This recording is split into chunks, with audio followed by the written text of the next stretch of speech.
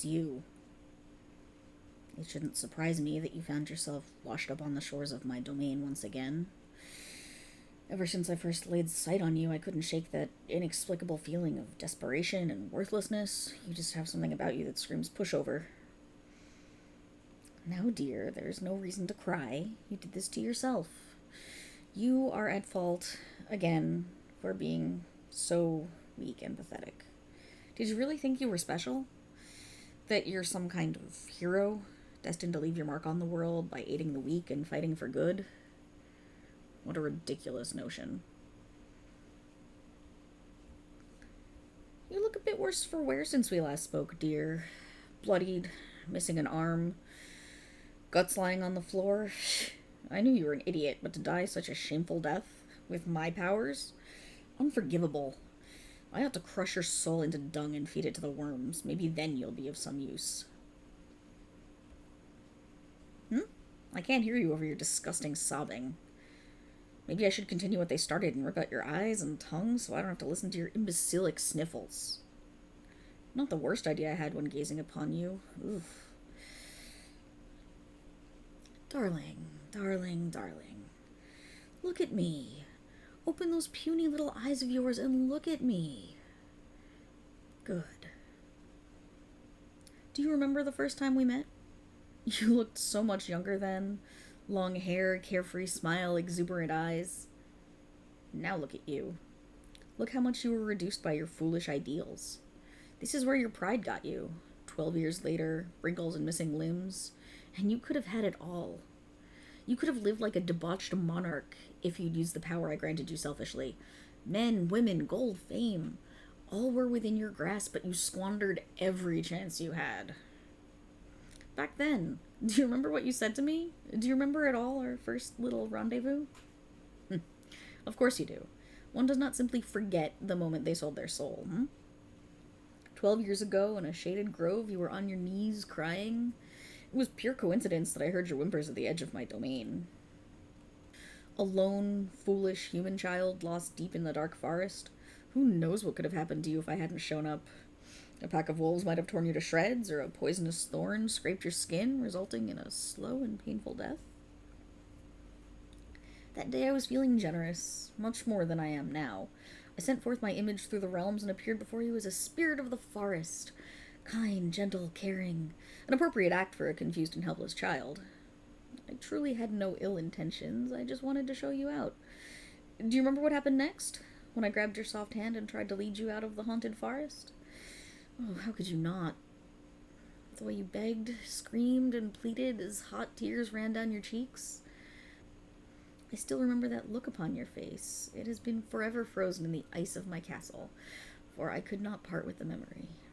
Anger, grief, and desperation, and a little bit of foolhardiness. As soon as I intertwined the fingers on our hands, you fell to the cold, muddy ground and looked at me with those pathetically pitiful wells of despair. Though you were young, even for a mortal, you described in great pain what befell your village. Nearby, just a couple miles from the forest, laid a small community which had been attacked by gnolls. You described through pained breaths how your mother and your father were cut down, eaten in front of you and your siblings, whilst you hid. Then, once night came, you and your brothers ran until your legs could not carry you any further, and that is when you stumbled across my little forest and got lost. I remember that zeal in your eyes, pet. Those dark emeralds shone with a fiery vehemence as you thirsted and craved for revenge. So you pleaded for help, for power, for anything at all to help you achieve it. What you didn't realize then was that I was not some benevolent spirit there to guide you. No, you were more akin to a pathetic fly stuck in my web, and I simply had more important matters to attend than eating you or disposing your carcass from my land. So imagine my surprise when the little lamb said those words to me. Please, I'll do anything at all. That is what I mean when I say you have this aura of desperation around you. You are so easy to take advantage of. My little hero. Should we reenact that little scene which played out next? It's one of my favorites.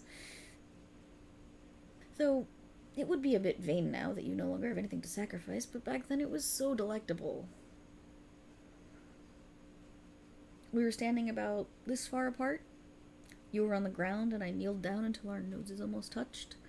I asked you what you would give for that power that you oh so desired. Anything?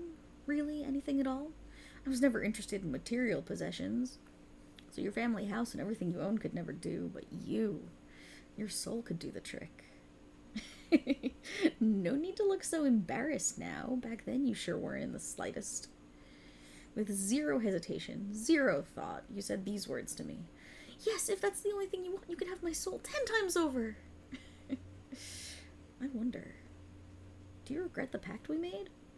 You would still be alive, maybe married with a family, but you would have always stayed a simple commoner. Insignificant, shackled by normality. And now here you are, limbs torn off, and your soul bound to me for eternity before you even reach the summer of your life.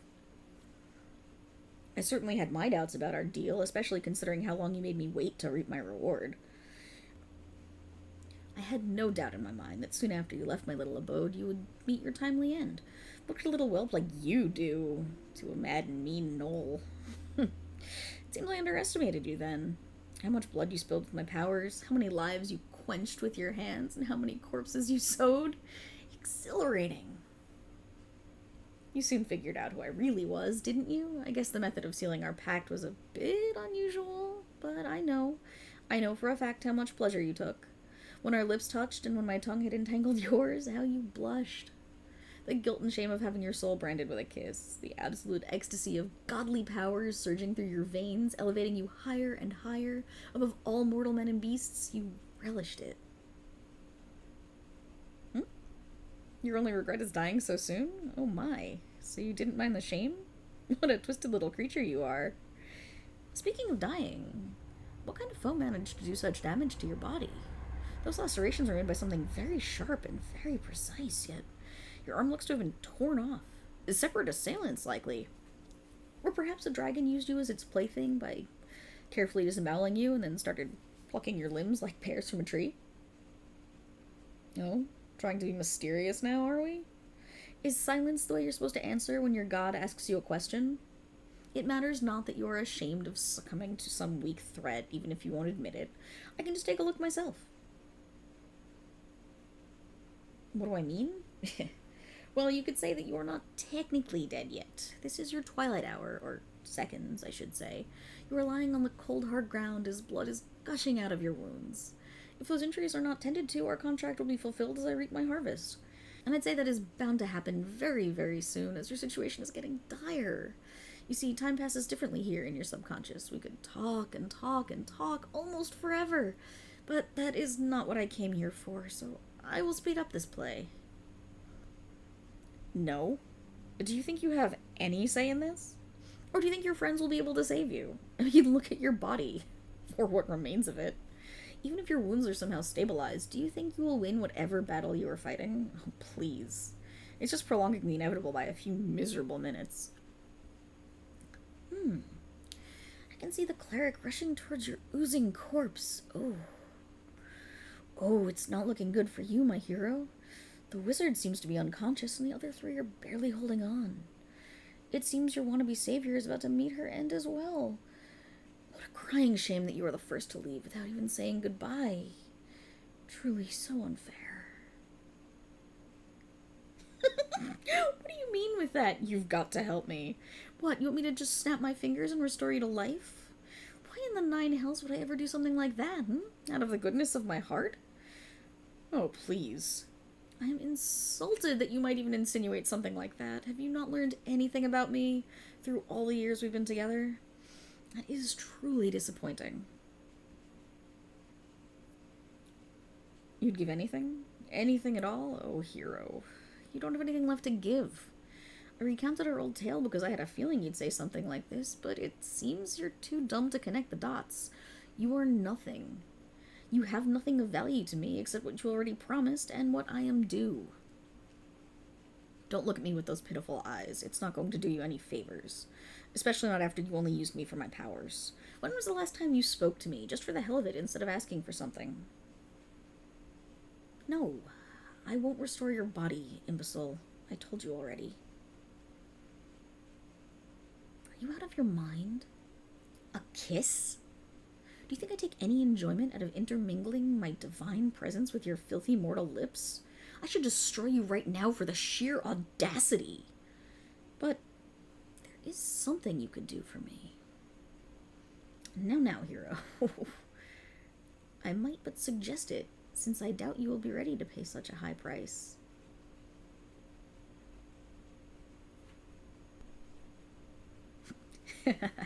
Anything. Really.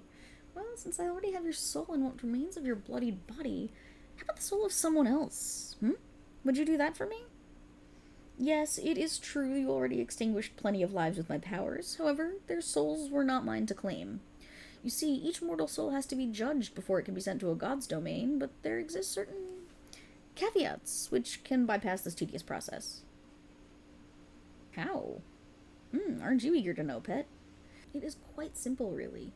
All you have to do is inscribe a runic circle on the ground with the sequence of my domain, etch the creature's true name in the middle, overlap congruent machinal branches, and lastly, spill the entirety of the creature's life force atop the circle. No, that doesn't sound like a sacrificial ritual. It's merely the necessary procedure you will have to undertake if you want to save your friends. Well, some of them. What do I mean? For the soul offering to work, you need to know their true name, otherwise they will just be sent to the fugue plane. What better way to fulfill this obligation than one of the people you know so well? Think about it. After all these years together, you practically know everything about them. If you want to make another bargain, then I want you to sacrifice one of your party members first. Quiet now, are you? Didn't you say that you would do anything? Why are you so shy now? If you do this for me, if you sacrifice one of your friends in the next month, I will return you to life right this moment. All your wounds will be mended and your strength just as it was at the start of the day. With one flick of the wrist, you would be able to turn the tide, save everyone, and live another day. And let me tell you, the situation is looking very dire indeed. You can choose one sacrifice each month for the rest of your pathetic life, starting with one of your friends, or an eternity as worm feed. Are you having a hard time making a choice, hero? Is this truly a price too high for you to pay? After all those years you spent saving innocents, what are a couple of lives taken in my name? Not all of them have to be people you know, just the first one. Why? Because I just love that troubled and doubting expression on your pathetic face. You are actually considering it. Maybe it'll be the knight. An easy kill, that's for sure. He trusts you completely, even though he's a master swordsman. He would never expect one of his most trusted companions to run a dagger through his heart. Do you remember all the drinks you shared over the dying embers of a campfire? Talking about your past, your regrets, how you wanted to make the world a better place. What better time would it be to mark him in my name than while the sun still hasn't graced a new day in the darkness of the woods? Or perhaps the cleric, a charming, caring, innocent little creature. How dutifully she attends to your insecurities, listening with an open heart to every single one of your worries. She might even have feelings for you, a slave which sold their soul to me. I would relish in the thought of you taking her hand and walking to some secluded, faraway alcove. As her mind dances and plays with whatever romantic fantasies she might have, you ram your hand through her chest and rip out her naked heart bare. Or would you prefer either the wizard or the paladin? Well, the other two would be good friends. These never breached above being acquaintances, did they? You trust them, yes, but do they trust you? You saw how their gaze follows your every move, how they keep an eye open during the night when it's your watch. They suspect you of being a monster, an agent of carnage and endless hunger. So should you trust them? When any day now they could cut you down where you stand, all of the accusations you brushed off with a joke still burning hot in their minds? So why not get them first? Get rid of them before they plunge your cold corpse back into my grasp. You don't need them anyway. They are nothing but pebbles on your path, which need to be kicked off the road. You'll do it. I expected you to struggle more and to try to reason and bargain and plead, but it seems that you have made your choice. It shall be so.